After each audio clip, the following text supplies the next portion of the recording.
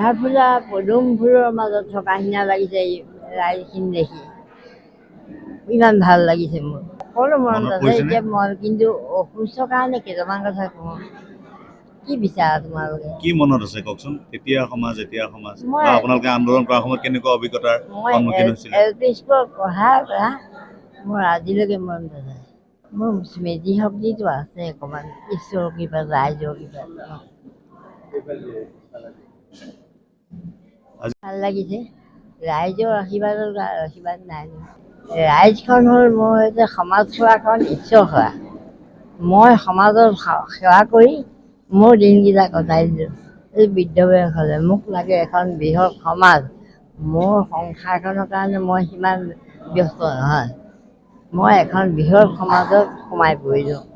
সোমাই পৰি আজিলৈকে ইয়াৰ 100 বছৰ হ'ল। মোক লাগে সমাজ এখন।